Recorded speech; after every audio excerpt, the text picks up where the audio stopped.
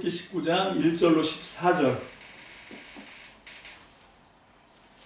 세번역 성경으로 제가 카톡에 올려드렸습니다. 우리가 하나님 말씀을 함께 세번역 성경으로 출애굽기 19장 1절로 14절 말씀을 함께 받들어 읽겠습니다. 제가 한 절 읽고 합독으로 우리 살아계신 하나님의 말씀을 받들어 읽을 때 오늘도 변함없이 하나님의 성령으로 우리 안에 하나님의 음성을 말씀 가운데 들려주실 줄 믿습니다. 이스라엘 자손이 이집트 땅에서 나온 뒤 셋째 달 초하룻날 바로 그날 그들은 시내 광야에 이르렀다. 그들은 믿음을 떠나서 시내 광야에 이르러 광야에다 장막을 쳤다. 이스라엘이 그곳 산 아래에 장막을 친 다음에 모세가 산으로 올라가 하나님께로 가니 주님께서 산에서 그를 불러서 말씀하셨다. 너는 야곱 가문에게 이렇게 말하여라. 이스라엘 자손에게 이렇게 일러주어라. 너희는 내가 이집트 사람에게 한 일을 보았고 또 어미 독수리가 그 날개로 새끼를 업어 나르듯이 내가 너희를 인도하여 나에게로 데려온 것도 보았다. 이제 너희가 정말로 나의 말을 듣고 내가 세워준 언약을 지키면 너희는 모든 민족 가운데서 나의 보물이 될 것이다. 온 세상이 다 나의 것이다. 그러므로 너희는 내가 선택한 백성이 되고 너희의 나라는 나를 섬기는 제사장 나라가 되고 너희는 거룩한 민족이 될 것이다. 너는 이 말을 이스라엘 자손에게 일러주어라. 모세가 돌아와서 백성의 장로들을 불러 모으고 주님께서 자기에게 하신 이 모든 말씀을 그들에게 선포하였다. 모든 백성이 다 함께 주님께서 말씀하신 모든 것을 우리가 실천하겠습니다 하고 응답하였다. 모세는 백성이 한 말을 주님께 그대로 말씀드렸다. 주님께서 모세에게 말씀하셨다. 내가 짙은 구름 속에서 너에게 나타날 것이니 내가 이렇게 하는 까닭은 내가 너와 말하는 것을 백성이 듣고서 그들이 영원히 너를 믿게 하려는 것이다. 모세가 백성이 한 말을 주님께 다시 아뢰었을 때에 주님께서 모세에게 말씀하셨다. 너는 백성에게로 가서 오늘과 내일 이틀 동안 그들을 성결하게 하여라. 그들이 옷을 빨아 입고서 셋째 날을 맞이할 준비를 하게 하여라. 바로 이 셋째 날에 나 주가 온 백성이 보는 가운데서 시내산에 내려가겠다. 그러므로 너는 산 주위에 정비를 백성이 접근하지 못하게 하고 백성에게는 산에 오르지도 말고 가까이 오지도 말라고 경고하여라. 산에 들어서면 누구든지 죽음을 면하지 못할 것이다. 그러한 사람은 아무도 손을 대지 말고 반드시 돌로 치거나 활을 쏘아서 죽여야 한다. 짐승이든지 사람이든지 아무도 살아남지 못할 것이라고 일러라. 그러나 사냥 뿔락팔 소리가 길게 울릴 때에는 백성이 산으로 올라오게 하여라. 모세는 산에서 백성에게로 내려갔다. 그는 백성을 성결하게 하고 백성은 자기들의 옷을 빨아 입었다. 아멘. 기도합니다. 할렐루야. 살아계신 주님, 주님의 사랑과 은총을 찬양합니다. 오늘도 아버지 하나님 이제 출애굽기의 말씀을 통해서 우리에게 은총을 주시는데 이제 드디어 이스라엘 백성이 이집트를 탈출해서 시내산에 도착하는 말씀을 우리가 함께 나눕니다. 아버지 이 말씀이 아버지 온전하신 하나님의 뜻 안에서 우리의 심령 가운데 주님의 음성으로 들려오게 하여 주옵소서. 주님의 지혜로 깨닫게 하여 주옵소서. 오늘 시간 이 말씀 가운데 성령으로 지혜와 계시의 영을 충만하게 부어주셔서 하나님께서 우리가 알아야만 하는 우리에게 전달하고자 하시는 주님의 뜻 온전히 분별하여 이 진리의 말씀대로 우리의 삶을 경계하게 하시고 이 말씀대로 순종하게 하시고 이 말씀을 우리의 삶을 통하여 우리의 행위를 통하여 이루어질 수 있도록 주님 축복하여 주시옵소서. 우리 교회 공동체를 통하여 거룩한 하나님의 나라가 이 진리의 말씀 가운데 이루어지게 도와 주시옵소서. 전폭을 주님께 맡겨드립니다. 예수님의 이름으로 축복하며 기도합니다. 아멘. 할렐루야. 아멘. 자, 오늘 이 말씀은 출애굽기 19장 말씀이에요. 지난주 말씀이 뭐였냐면 이 하나님의 결심이었죠. 출애굽기 17장, 18장에 나와 있는 17장인가요? 17장에 나와 있는 그 아말렉과의 전투. 거기서 하나님께서 내가 대대로 이제 아말렉과 싸울 것이다. 이 말씀을 토대로 해서 하나님의 결심, 그 하나님이 그렇게 이제 결정을 하신 거거든요. 그런데 그 아말렉이 물론 그 계곡에 살면서 약탈을 일삼는 그런 어떤 부족을 직접적으로 가리키는 것도 있고, 그래서 구약에 보면 그런 아말렉과의 그런 대적들이 많이 나온다라고 하는 말씀을 지난주에 드렸습니다. 지금 복습을 좀 하는 거예요. 그래서 뭐 다윗 이야기도 했고, 사울 왕을 결국 최후를 죽게 한 것도 아말렉이라고 성경이 기록하고 있고, 그 다음에 그 다니엘이 아니라 에스더, 그 에스더에 보면 그 모르드게를 미워해서 모르드게뿐만 아니라 유대인들을, 그 이스라엘 자손들을 전부 멸하려고 했던 하만이라고 하는 그 사람도 역시 아말렉이었다라고 하는 것을 우리가 보았습니다. 그렇지만 그렇게 정말 있었던, 그리고 외적인 나 말고 그 다른 외부에 있는 어떤 아말렉이라고 하는 존재도 분명히 있습니다. 그렇지만 더 우리가 조심해야 되는 건 우리 안에도 그런 성향이 있다라고 하는 거죠. 이 아말렉이라고 하는 건 하나님의 방법에 대치하는 인간의 방식의 삶의 형태를 이야기하는 거다. 그게 뭔가 하면 하나님은 한 사람을 통해서 이게 될 것 같지 않은 일인데 하나님께 순종함으로, 하나님께 복종함으로 이렇게 만들어가는 그런 생명의 일이라고 하면, 인간들이 만들어내는 죄의 역사, 하나님을 대신해서 자기가 중심이 되고, 그리고 자기 마음대로 어떻게 하면 내 인생을 평안하고 풍성하게 살아갈 수 있는가, 그 방법으로 사람이 고안해낸 게 뭔가 하면 성과 대를 쌓는 거예요. 그걸 아주 높이 쌓는 겁니다. 인간의 수완과 방법을 총동원해서, 그래서 그렇게 만들어가는 사람, 그런데 그것은 결국 온 세상을 혼돈 가운데 빠뜨리는, 그게 바로 우리의 마음속에 있는 아말렉이다. 그래서 우리는 우리 속에 있는 이런 탐심, 우리 속에 있는 자기중심의 이기심, 이런 것들을 우리가 하나님의 결심으로 대대로 이걸 싸워야 되는 거예요. 그래서 우리가 이렇게 하는 것이 진정한 출애굽이다. 이게 진짜 세상으로부터, 죄로부터, 이집트로부터 벗어나서 하나님으로 돌아가는 거다라고 하는 걸 지난 주일날 하나님의 결심이라고 하는 말씀을 통해서 우리가 함께 배웠고요. 이제 18장에 가면 이제 그 장인을 만나요. 모세가. 그 장인이 이 아내, 모세의 아내 십보라와 아들을 데리고 와서 모세를 만나고, 근데 모세가 하는 짓을 보니까 죽을 짓을 한다. 뭐 그래서 이렇게 그 10부장, 100부장, 1000부장 이러면서 이제 그 장로들 이렇게 해서 굉장히 조직적인 어떤 걸 만들어가는 그런 이야기가 출애굽기 18장에 있습니다. 출애굽기 18장을 지나서 이제 19장에 들어가면 드디어 하나님께서 모세에게 3장에서 명령하셨던 이 산에서 내가 너희를 다시 만나게 될 거다 라고 했던 그 하나님의 계획이 이제 완성되는 거죠. 그래서 하나님이 모세를 통해서 내 백성 이스라엘 자손을 이집트에서 종살이하고 있는 내 백성을 탈출시켜라. 그래서 이제 이게 드디어 성사가 됐고 하나님의 산으로 이제 들어오게 된 거예요. 하나님에게로 들어오게 된 겁니다. 그게 19장 1절입니다. 우리 19장 1절을 다 함께 읽습니다. 시작. 이스라엘 자손이 이집트 땅에서 나온 뒤 셋째 달 초하룻날 바로 그날 그들은 시내 광야에 이르렀다. 자, 이 말씀이 우리에게는 그냥 덤덤하게 읽을 수 있는 말이지만 이게 정말 정말 천신만고 끝에 430년간 노예 생활을 하던 유대 이스라엘 자손들이 이집트에서 탈출하고 나오는 게 이게 그냥 쉬운 일이 아니었잖아요. 그죠? 나와서 또 그 도정에서 얼마나 많은 일이 있었습니까?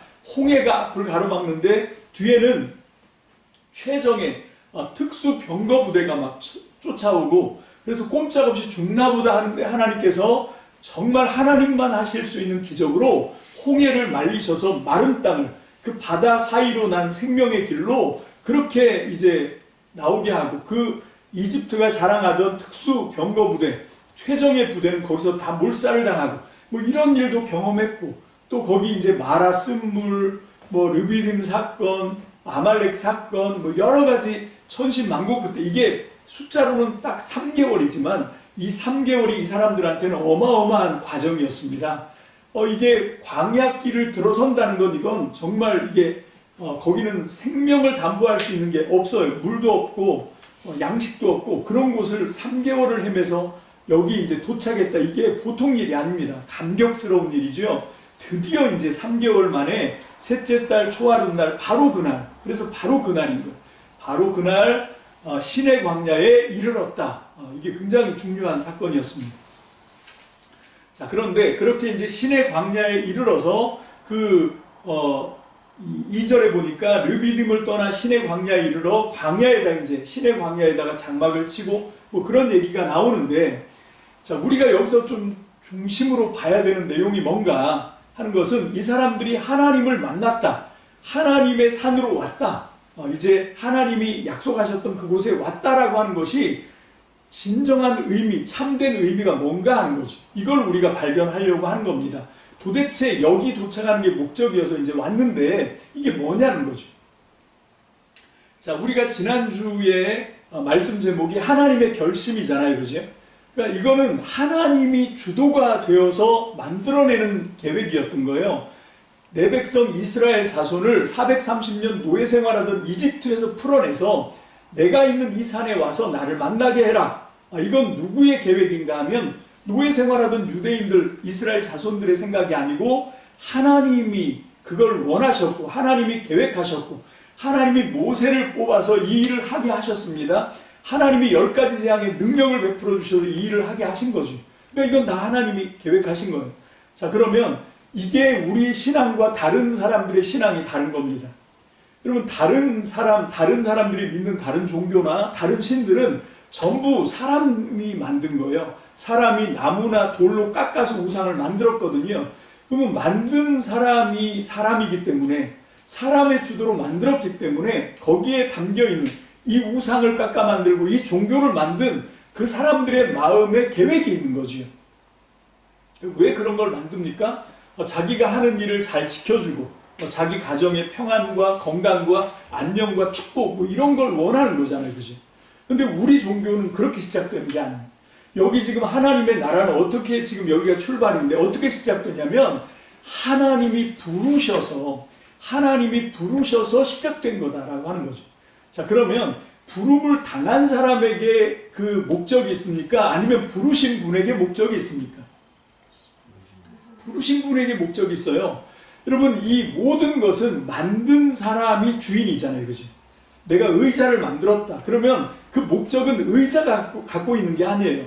그거를 만든 사람이 자기 목적에 충실한 어떤 물건을 만드는 거지요. 의자는 왜 만듭니까? 앉으려고. 그죠? 그런 식으로 모든 만들어진 건 만든 사람의 목적에 순종하게 되어 있습니다. 마찬가지로 부름을 받은 존재는 부르신 분의 목적을 따라 살아야 되는 거지. 여러분, 그래서 여기 지금 이스라엘 백성을 불러서 시내산에 만나게 하시는데 그 목적은 부름을 당한 저와 여러분들, 우리에게 있는 게 아닙니다. 이스라엘 자손이 갖고 있는 게 아니라 부르신 분이 그 목적을 갖고 있고, 오늘 이 출애굽기 19장 1절로 14절에는 바로 그 목적이 분명하게 명시되고 있다라고 하는 것을 우리가 깨달을 수가 있는 거죠. 여러분, 먼저 우리가 한번 신약 성경 한 군데를 찾아보기를 원하는데 베드로전서 3장 15절 말씀입니다.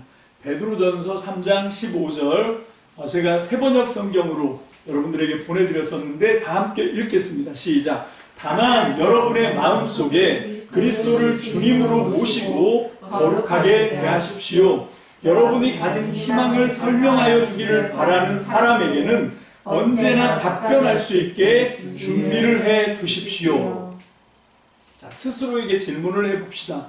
자, 베드로전서 3장 15절이 말씀하고 있는 바가 뭔가 하면 예수 그리스도를 믿는 까닭, 내가 지금 예수 그리스도를 믿고 있는데 왜 예수를 믿는지를 궁금해하는 사람들을 만나면 그 사람들에게 언제든지 그 까닭을, 그 이유를 설명해 주라는 거예요. 왜 믿으세요? 하고 물어보면 그냥 좋아서 뭐 이런 식으로 대답하면 곤란하다는 겁니다. 뭐냐면 우리가 희망하는 이유, 왜 우리가 예수님을 거룩하게 모시고 대하고 그분을 믿는지에 대한 그 희망의 이유에 대해서 우리가 그 사람들한테 소상하게 잘 답변을 해줘야 된다라고 지금 말씀하고 있어요. 자, 그럼 어떤 건가 하면 우리가 그걸 잘 준비하고 있어야 된다는 거죠. 그 답변을. 자, 그러면 다시 말해서 우리가 예수를 믿는 까닭이 뭐냐? 왜 예수를 믿냐라고 물어보면 나는 이래서 예수를 믿어 라고 지금 얘기를 해줘야 되는데, 자, 아까 그 얘기가 지금 설교 서론에서 제가 말씀드린 대로 하면 내가 그 목적을 갖고 있을 수 없다는 거죠.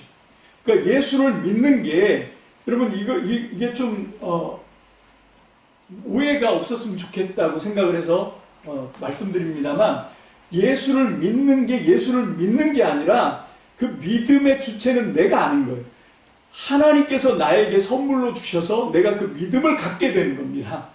물론 선택은 내가 하지만 이 믿음은 결국은 출발이 내가 아니라 하나님이에요. 자, 그러면 예수를 왜 믿는지에 대한 까닭도 나한테서 찾을 것이 아니라 예수님을 통해서 하나님이 어떤 목적을 주셨는가를 우리가 성경을 통해서, 진리를 통해서 이걸 깨달아야, 내가 이래서 예수를 믿는구나, 나도 깨닫고, 다른 사람들에게도 내가 이런 경험을 해서, 내가 이런 지식을 얻어서 다 총합해서 사람들에게 예수를 믿는 희망에 대한 이유를 설명할 수 있는 거예요. 그 소망에 관한 그런 비밀을 우리가 사람들한테 소상하게 얘기해 줄 수 있다라고 하는 것입니다. 요즘 그 TV만 틀으면 음악이 나오는데 전부 요즘 음악이 트롯, 완전 트롯으로 이제 완전히 다 도배가 되다시피 해요. 저는 사실 클래식은 완전 문외한입니다.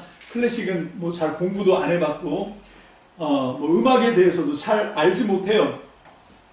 그래서 듣기는 듣습니다. 찾아 듣진 않지만 이렇게 흘러나오면 들으면서 야, 좋다, 이렇게 듣긴 듣지만 그 음악이 어떻게 해서 만들어졌고 이 음악이 뭐고 이런 건 전혀 몰라요. 전혀 모르고 그냥 들려오는 대로 듣고 야, 좋다, 이게 이제 클래식이거든요. 근데 귀동냥으로 그냥 그렇게 얄팍하게 아는 클래식 얘기인데, 사람들이 얘기합니다. 처음으로 이 클래식 음악을 접하는 사람들이 클래식 매니아라고 그러잖아요. 그 클래식 음악을 접할 때 거의 대부분이 모차르트 음악으로 시작한다 그래요. 그러니까 모차르트 음악에 매료돼서 클래식을 좋아하게 되고 그러면서 공부를 한답니다. 그렇게 하다 이제 막 다른 데로 옮겨가죠. 그 클래식 다른 베토벤이나 하이든이나 이런 다른 바하나 이런 음악들을 쭉 가다가 맨 마지막으로 오는 게 또 모차르트라고 해요. 그만큼 이 클래식 음악에 있어서 모차르트라고 하는 사람이 갖고 있는 영향력이 아마 어마어마한 것 같아요. 제 개인적인 생각으로는 클래식 음악에 두 사람을 꼽는다고 하면 하나는 모차르트고 베토벤이고, 저는 이렇게 꼽는데 아마 거의 대부분이 그렇게 얘기를 하더라고요. 근데 이 모차르트가 베토벤보다 한 15년, 14년 더 먼저 태어났거든요, 모차르트가. 그리고 베토벤이 모차르트한테 음악을 배우기도 합니다. 자, 그렇게 하는데, 그렇게 하면서 베토벤이 남긴 명언 중에 한 게 뭔가 하면, 나는 모차르트를 숭배하는 숭배자다, 나는 그의 가장 열렬한 숭배자다, 이런 식으로 얘기를 해요. 그리고 음악하는 사람들이 이 모차르트를 그냥 같이 이렇게 음악을 하는 사람으로 생각하는 게 아니라 모차르트를 어떤 음악의 신처럼 생각을 한다는 거 아십니까? 그래서 이 모차르트 음악이 굉장히 경쾌하고 신나고, 그래서 연주하는 사람도 아주 가볍게 막 이렇게 경쾌하게 그렇게 연주를 해야 되는데, 막상 그 음표를 보고 연주를 하려고 하면 그게 그렇게 만만치가 않다고 그래요, 모차르트 음악이. 그래서 많은 사람들이 그 모차르트 음악을 이 호수에 있는 백조에 비교하는데, 호수 위의 백조는 너무 우아하고 아름답잖아요, 그죠?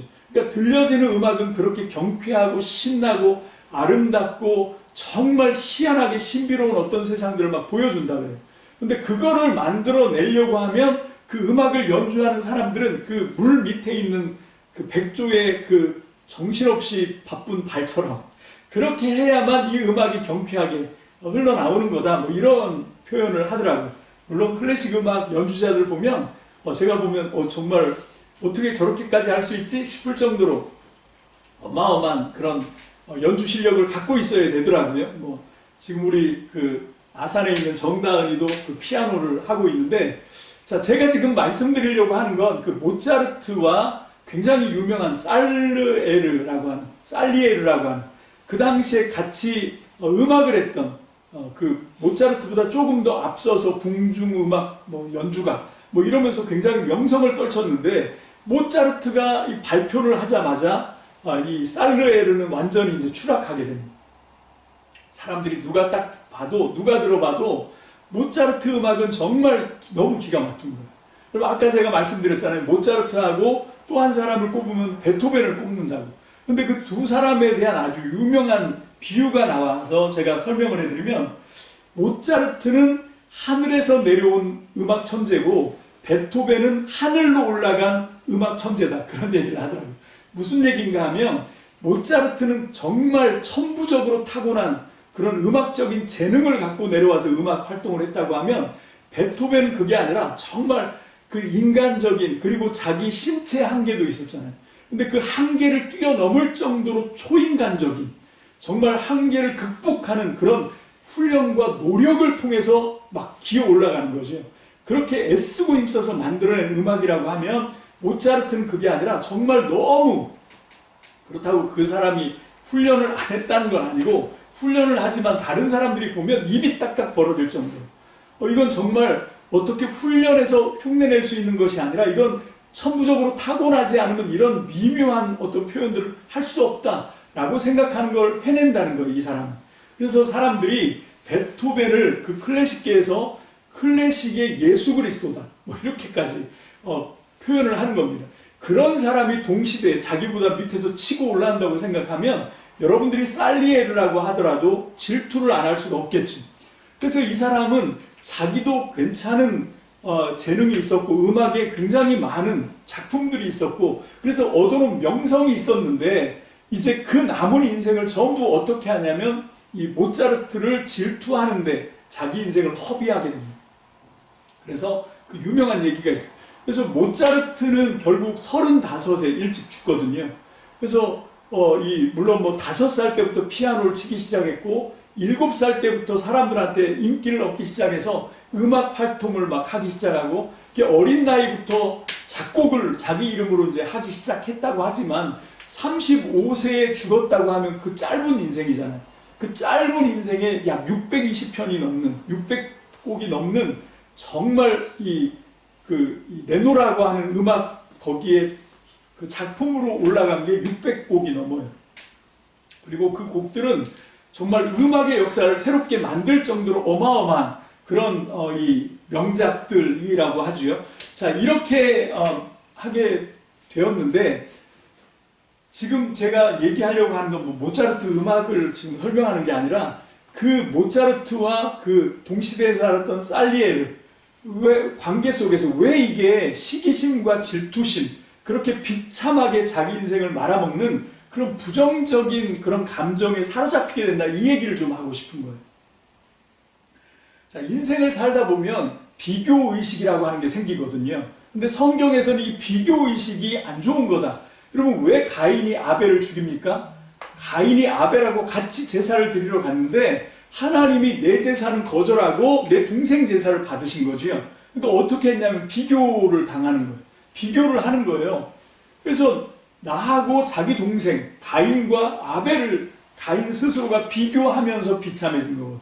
질투하고 시기하고, 그러다 결국은 동생을 죽이고, 이런 이 죄로 떨어지는 역사도 결국은 비교에서부터 나온다라고 하는 거예요. 그렇다고 해서 비교하지 마세요. 그런다고 비교가 안 됩니까? 안 될 수가 없어요. 이건 원리를 알아야 되거든요. 왜 비교할 수밖에 없는지. 왜 그럴까요? 여러분, 제가 오늘 이 본문에서 찾은 이유는 뭔가 하면, 삶의 중심이 나라고 생각하는 거예요. 그러니까 내가 내 인생의 중심이고 온 우주에 내가 중심이 돼야 되는데, 어떤 존재를 만났는데 얘가 나보다 더 뛰어난 거예요. 그러면 질투할 수밖에 없죠. 미워할 수밖에 없죠. 시기할 수밖에 없는 거예요. 그러거나 아니면 내가 우주의 중심이고 내 인생의 주인이 나라고 생각을 했는데, 누구를 만났는데 내가 걔보다 좀 뛰어나. 그럼 어떻게 합니까? 우쭐대지요. 교만합니다. 그리고 그 사람을 업신여기게 돼 있어요. 그러니까 거의 대부분의 인간들은 전부 비교하면서, 비교당하면서, 어떤 때는 비참하게 질투하고 시기하고 미워하고, 그러면서 자기 인생을 말아먹고, 또 어떤 사람에 대해서는 우쭐하는 교만으로 그 사람을 업신여기고 깔보고, 그러면서 우월감에 이 교만한 그런 어리석은 인생을 보내기도 하고, 이 모든 게 비교에서 나오거든요. 근데 그 비교의 출발이 뭔가 하면 내가 중심에 들어서 있는, 이게 죄거든요. 하나님을 인정하지 않으니까 하나님이 있어야 될 자리를 밀어내고 내가 그 자리 중심을 딱 차지하고 내가 온 우주의 중심, 인생의 목적이 내가 딱 되고 보니까 그때부터는 만나는 사람들과 우리는 어쩔 수 없이 비교할 수밖에 없고, 그리고 그 비교에서 두 가지밖에 없는 거예요. 내가 뛰어나거나 내가 모자라거나, 그러면 모자라면 어김없이 질투하고 시기하고 비참하게 자기 인생을 그렇게 어둡게 만들어가고, 내가 좀 뛰어나도 우쭐해서 교만해서 그 사람을 업신여기면서 또 역시 어둠으로 내 삶을 전락시켜 나가고, 그러니까 죄로 살면 살 수가 없는 건 거예요. 그러면 죄 속에 빠지는 순간 비교가 들어오는 거거든요. 죄 속에 빠지는 순간 선악과를 따먹고 죄가 들어오자마자 첫 번째로 나온 게 비교거든요. 비교. 서로 비교하면서 그 자기의 어떤 수치심 뭐 이런 것 때문에 질투하고 시기하고 그렇게 살다가 인생을 망쳐놓은 사람들의 이야기가 성경에 얼마나 많습니다.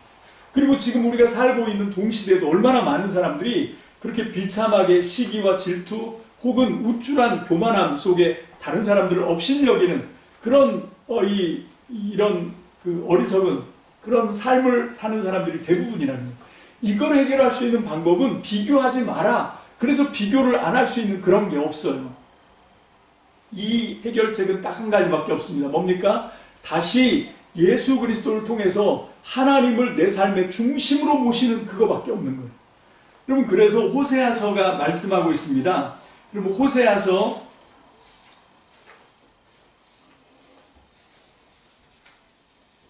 4장 6절입니다.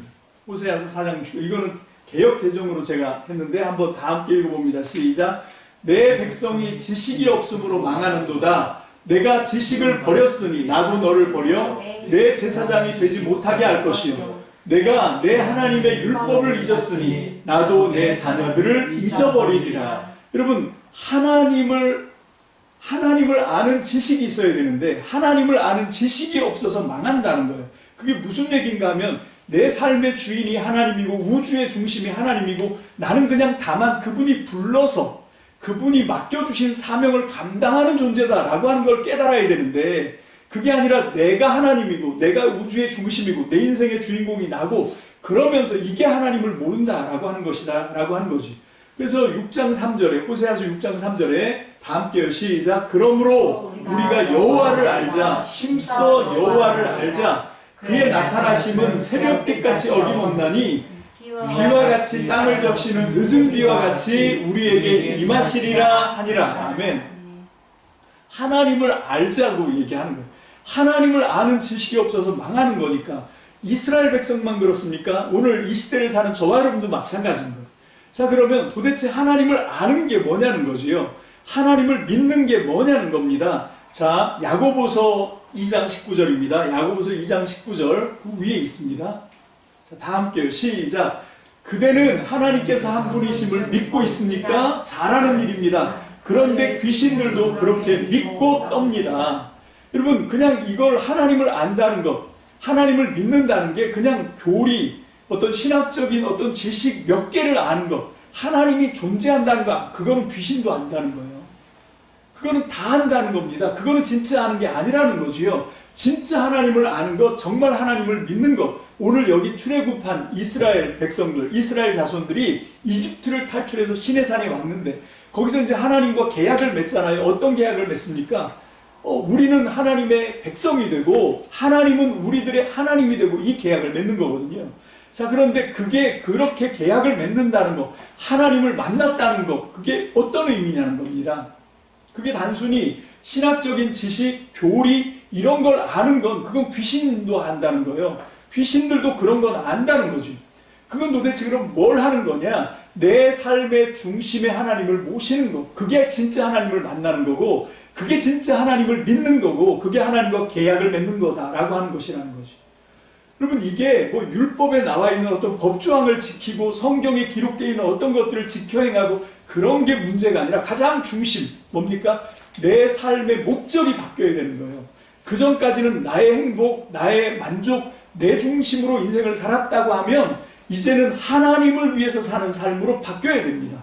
이제는 온 우주의 중심이 그전에는 나였는데 이제는 하나님 중심으로 이게 바뀌어야 되는 거지요. 여러분 지금 출애굽기 19장에 나와 있는 이 말씀은 시내산에 도착했고 하나님과 계약을 맺었고 하는 것을 본뜻은 뭔가 바로 이걸 얘기하고 있는 거예요. 호세아가 이 백성이 하나님을 아는 지식이 없어서 망한다. 그래서 애써서 여호와를 알자, 힘써 여호와를 알자라고 했던 그게 결국은 어떤 교리나 지식, 신학적 지식, 성경적 지식을 알자고 얘기하는 게 아니라 그럼 바로 이 삶의 가장 중심이 되는 이걸 바꿔내야 된다는 걸 지금 얘기하고 있는 거다.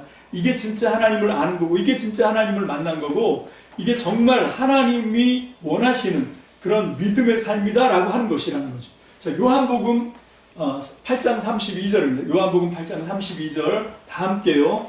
자, 시작. 그리고 너희는 진리를 알게 될 것이며 진리가 너희를 자유롭게 할 것이다. 아멘.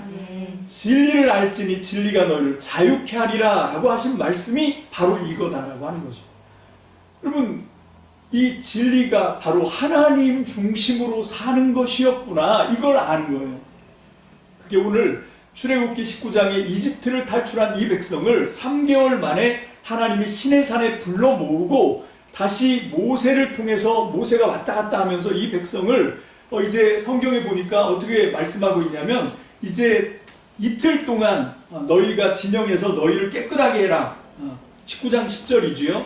제가 읽어봅니다. 주님께서 모세에게 말씀하셨다. 너는 백성에게로 가서 오늘과 내일 이틀 동안 그들을 성결하게 하여라. 그들이 옷을 빨아 입고서 11절에 보니까 셋째 날을 맞이할 준비를 하게 하여라. 바로 이 셋째 날에 나 주가 온 백성이 보는 가운데서 시내산에 내려오겠다. 말씀하셨죠. 그래서 우리가 3일 저녁에 3일을 지켜서 기도회를 하고 3일 저녁에 예배를 드리는 게 여기 출처입니다. 바로 이 출처. 그리고 요한복음에 이 3일째 결혼하는 것도 바로 이거예요. 3일째. 여러분 이 3일이 바로 여기 시내산에서 이스라엘 백성이 하나님을 만날 때 있었던 그거거든요. 그래서 그 요한복음에 보면 가나의 혼인잔치도 3일째 하고 그래서 유대인들은 거의 수요일 날 이 결혼식을 많이 합니다. 물론 유대인들은 화요일이 3일이죠. 그래서 그 화요일에 결혼식을 많이 하는 뭐 그런 어떤 그 풍습을 갖고 있다 그래요. 자, 어쨌건 여기 보니까 옷을 빠는 이야기가 나오지요. 그 옷을 빤다는 게 뭡니까? 이건 그냥 자기 안에 있는 그 자기의 영적인 정결함, 영적인 거룩함을 추구하는 어떤 것을 외적으로 표현하는 게 지금 옷을 빠는 거예요. 여러분 정말 중요한 건 옷을 빠는 게 아닙니다. 정말 중요한 건 뭡니까? 정말 자기 삶의 가장 기본의 문제에서 거룩을 추구하는 거죠. 정결하게 돼야 되는 거죠. 하나님이 우리에게 저와 여러분들에게 원하시는 거룩, 정결이 뭐겠습니까? 여러분 이스라엘 자손 이집트를 탈출한 이스라엘 백성에게 하나님이 요구하시는 거룩이 뭘 것 같아요? 여러분 그게 그냥 단순히 옷을 빠는 거겠습니까? 아니라는 거죠. 하나님이 원하시는 정결, 그건 뭐냐? 바로 삶의 중심을 바꿔라 라고 하는 것입니다. 자, 그래서 마태복음 16장 24절 다 함께 읽습니다. 마태복음 16장 24절 시작. 이에 예수께서 제자들에게 이르시되 누구든지 나를 따라오려거든 자기를 부인하고 자기 십자가를 지고 나를 따를 것이니라. 아멘. 여러분 지금 출애굽기 19장에서 하나님이 이거를 요구하고 있는 거예요. 여러분 너를 정결하게 하고 거룩하게 해라. 옷을 빨아라 라고 하는 이야기가 결국은 주인을 바꾸라는 이야기입니다. 자, 갈라디아서 2장 20절도 똑같이 말씀하고 있습니다. 다 함께요. 시작. 내가 그리스도와 함께 십자가에 못 박혔나니 그런즉 이제는 내가 사는 것이 아니요 오직 내 안에 그리스도께서 사시는 것이라. 이제 내가 육체 가운데 사는 것은 나를 사랑하사 나를 위하여 자기 자신을 버리신 하나님의 아들을 믿는 믿음 안에서 사는 것이라. 아멘. 자, 이렇게 자기를 부인하고 십자가를 지고 그렇게 못 박혔다라고 하는 것, 이것이 뭡니까? 이제 내 안에 내가 사는 게 아니라 그리스도가 사는 거다라고 하는 것이 의미하는 바가 뭡니까? 자, 이제 말씀 결론을 맺습니다. 출애굽기 19장에서 이제 드디어 3개월 첫째 날, 셋째 달 첫 초하루에 이제 드디어 시내산 아래에 도착해서 거기에다 이제 장막을 쳤어요. 그리고 이제 드디어 하나님을 만났습니다. 계약을 체결합니다. 자, 그런데 하나님을 만난다는 것, 하나님을 믿는다는 것, 하나님과 계약을 맺어서 하나님이 우리의 하나님이 되고 우리가 하나님의 백성이 된다는 것에 참된 의미가 뭐냐는 거죠. 여러분, 그게 바로 오늘 여기 예수님의 십자가를 지고 나를 부인하고 주님을 따라가고 이제 십자가에 나는 못 박히고 내 안에 그리스도가 살아나고, 그게 의미하는 바가 뭐냐? 다른 것이 아니라 내 삶의 목적이, 그전에는 나를 위해서 살던 삶이 이제는 하나님이 내 삶의 주인이 되는 것, 그걸 지금 얘기하고 있는 거예요. 정말로 어떤 어리석은 사람들은 이 예수님의 순환절을 맞아서 예수님이 십자가에 못 박히신 그 금요일에 진짜로 못을 받고 옆구리 창을 찔렀다가 죽은 멕시코 사람이 있죠. 이 카톨릭 신도인데 개신교 카톨릭 이런 걸 떠나서 여러분, 그거 하라고 주님이 말씀하신 게 아니거든요. 여러분, 여기서 지금 말씀하고 있는 의미는 그걸 지금 얘기하고 있는 게 아니에요. 성경 전체로 얘기하는 죄가 뭐냐? 그건 내 중심으로 사는 게 죄고, 그러면 회개하고 이제는 하나님께로 돌아온다는 게 뭐냐? 이제는 나를 위해서 살고 내 중심으로 살던 삶을 바꾸어서 어떻게 하는 거예요? 하나님을 위해서 사는 삶. 하나님이 내 삶의 주인이 되어서 내 뜻을 이루는 것이 아니라 나를 부르시는 주님의 목적, 부르심의 목적을 이루는 삶, 그게 바로 회개하는 거고, 그게 바로 거듭나는 거고, 그게 바로 하나님을 믿고 사는 것이다 라고 하는 것입니다. 오늘 출애굽기 19장의 말씀의 결론은 그것입니다. 결국은 뭔가 이제 이스라엘 자손이 이집트의 노예로 살던 이 사람들이 이제는 자유하게 되는 것이요. 자유하게 된다는 게 내 마음대로 내 멋대로 사는 게 아니라는 겁니다. 그거는 오히려 죄의 종이 되는 것이요. 오히려 그게 바로 세상의 노예인 것입니다.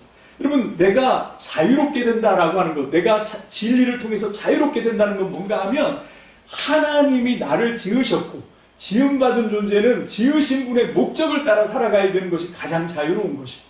이걸로 돌아가는 거지요. 그래서 다시 이제는 내가 하나님을 내 삶의 중심에 모시고 그분의 뜻을 실현하는 삶으로 살아가는 것, 이것이 바로 우리 인생에게, 저와 여러분들에게 가장 자유로운, 여러분들이 드디어 이제 이집트를 탈출해서 해방돼서 하나님의 백성이 되는 것, 이것이 가장 우리 인생의 목적을 성취하고 자유롭게 되는 것이다. 그것이 하나님이 이스라엘 백성들을 이집트에서부터 불러내신 목적이고, 오늘 저와 여러분들을, 세상 가운데 사는 저와 여러분들을 나를 중심으로 세상 사람들이 다 그렇게 사는 것처럼 나의 행복과 나의 어떤 번영과 축복을 위해서 뛰고 살던 우리를 불러 들이신 목적이 바로 뭔가 하나님을 위해서 사는, 그러나 그것이 가장 우리의 참된 목적이고, 그 목적대로 살 때 우리는 비로소 가장 행복하게 된다는 것을 믿습니다. 아멘. 이것이 오늘 출애굽기 19장에서 시내산에 도착하고 하나님께 계약을 맺으신 바로 이 사건이고, 바로 출애굽기 전체에 이집트를 탈출하는 이야기가 바로 이런 얘기구나. 저와 여러분들에게 적용하면 저와 여러분들이 어떻게 하는 것이 이 시대의 이집트를 탈출하는 것인가, 어떻게 하는 게 시내산에 찾아가서 하나님을 만나고 하나님의 자녀가 되고 하나님의 백성이 되는 길인가, 다른 것이 아니라는 겁니다. 바로 우리의 삶의 목적을 수정하는 것. 지금까지는 내가 내 삶의 중심에 나였고, 나를 중심에 놓고 나를 위해서 살고 내 계획, 내 뜻을 이루는, 거기에 필요하면 하나님도 끌어다가 이용해 먹고, 그러고 그런 게 신앙인 줄 알았는데, 이게 아니구나. 오늘 이 말씀의 진리를 통해서 이게 완전히 바뀌는 거예요. 이게 바로 거듭남, 이게 바로 진리 안에서 자유롭게 되는 것이고, 이게 바로 출애굽기 19장이 말하는 나는 너의 하나님이고 너희는 내 백성이고, 이 말씀이 이루어지는 것임을 믿게 되시길 주님의 이름으로 축복합니다. 기도하겠습니다.